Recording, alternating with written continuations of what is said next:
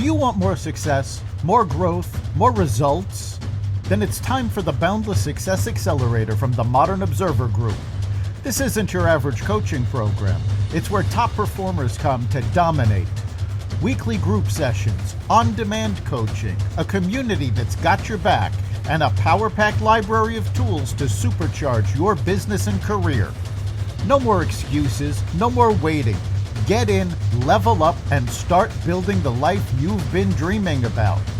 Visit us at modernobserver.com/boundless success to join today. Let's get you to the next level. We're here because free speech is under attack. We're here because people are being convinced that socialism works. We're here because people are being judged guilty until proven innocent. We are fighting back with facts. This is not a safe zone, so buckle up, Buttercup. This is the raw, naked truth.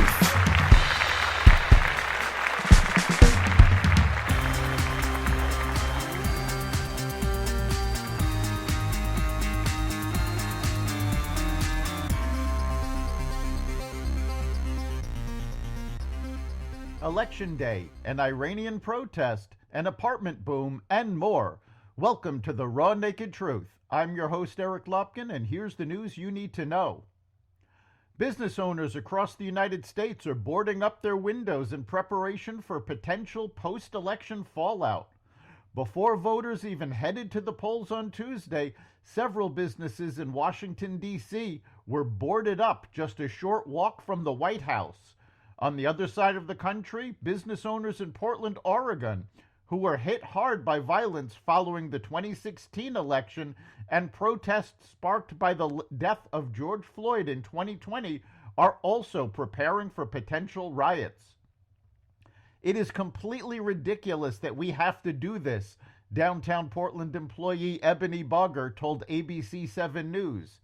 It's very precautionary, and I see why, because I was here 4 years ago, and it was crazy down here. On the eve of the election, Joe Rogan endorsed Donald Trump for president on X. He linked to a 3-hour interview with Elon Musk, saying, "He makes what I think is the most compelling case for Trump you'll hear, and I agree with him every step of the way. For the record, yes, that's an endorsement of Trump. Enjoy the podcast." While the presidential race is within a few points, Republicans are favored to regain control of the Senate, with 8 incumbent Democrats fighting key races in red and swing states. Voters should keep an eye on Montana, where Democrat incumbent John Tester has trailed Republican Tim Sheehy in the polls. Michigan, where Republican Mike Rogers and Democrat Representative Alyssa Slotkin are in a coin flip race. Ohio, where Democrat incumbent Sherrod Brown is hoping to cling on against Republican candidate Bernie Moreno in a state moving rightward, and Pennsylvania, where Republican Dave McCormick, who lost to John Fetterman 2 years ago, is surging in the polls against incumbent Bob Casey. A judge on Monday rejected a request by the Philadelphia District Attorney to block a $1 million daily giveaway by Tesla CEO Elon Musk's Political Action Committee to voters in Pennsylvania and other swing states before Election Day. The Philadelphia County Common Pleas Court order came after an hours-long hearing in which District Attorney Larry Krasner testified that the giveaway by America PAC was a scam, a grift, and an illegal lottery. The giveaway was a drawing in which newly registered voters of any party were eligible for a $1 million prize. A young woman in Iran removed her clothing and displayed her hair outside of her university to protest the abusive enforcement of the strict dress code. For this crime, she was swiftly and violently arrested, with footage showing her struggling beside a car with a group of men. Human rights organizations have called for an investigation into allegations of beatings and sexual assault during the arrest. Iran requires all women to wear a hijab in public, a mandate enforced by the country's morality police.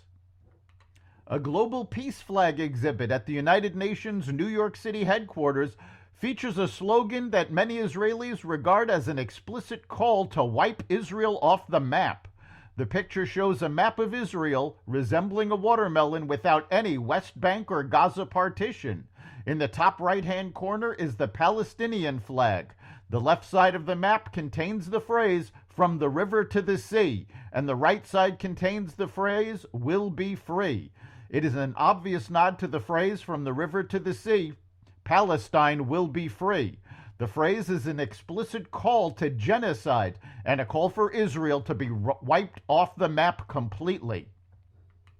Exploding packages bound for North America were traced back to Russia. In July, 2 incendiary devices caught fire at DHL facilities in Germany and the UK. European investigators just revealed that the packages contained electric massagers implanted with a magnesium-based flammable substance, according to the Wall Street Journal, which were sent from Lithuania.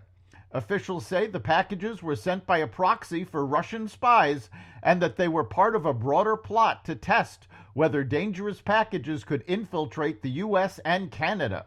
When asked for comment by the Wall Street Journal, Kremlin spokesperson Dmitry Peskov called the story traditional, unsubstantiated insinuations from the media.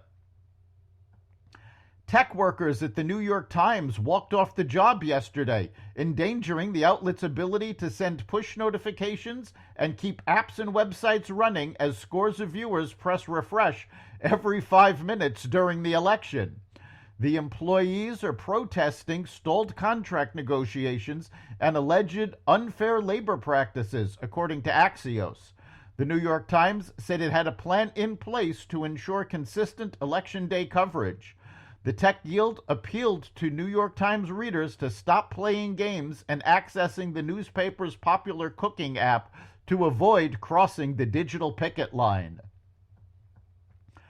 Boeing's machinists ratified a new labor deal, ending a paralyzing strike after nearly 8 weeks and clearing the way for the plane maker to restart its factories. Workers voted in favor of a contract that delivers a 38% wage increase over the life of the 4-year deal for 33,000 machinists in the Pacific Northwest who build most of Boeing's jets. The walkout has strained the finances of a critical American manufacturer that has been hobbled by quality problems and deep losses in its commercial and defense operations. Chief Executive Kelly Ortberg is cutting 17,000 jobs and raising more than $24 billion in equity to keep the company afloat. Nintendo on Tuesday cut forecasts for Switch sales for the fiscal year ending March 2025 as demand wanes for its aging console. The Japanese gaming giant said it now expects to sell 12.5 million units of the Switch over the course of the period. That's down from a previous forecast of 13.5 million units. Nintendo has been contending with fading demand for its flagship Switch console, which is now more than 7 years old. The biggest apartment construction boom in 4 decades flooded the market with new supply over the past 2 years. Apartment owners had to contend with a surge in empty units.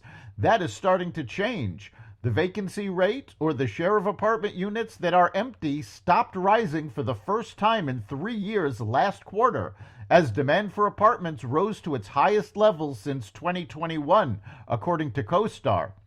The more than 1.2 million new apartment units that were built during the past 2 years are filling up. If that demand is sustained, if the economy remains strong, and if housing prices remain near record highs, landlords likely will have more pricing power starting sometime next year. That could allow building owners to raise rents more than they have recently. That's the Raw Naked Truth. You can catch every episode of The Raw Naked Truth at xvadio.com, the Apple Podcasts app, YouTube, Rumble, Spotify, iHeartRadio, Audible, Amazon Music, and other platforms that respect freedom of speech. We'll see you next time.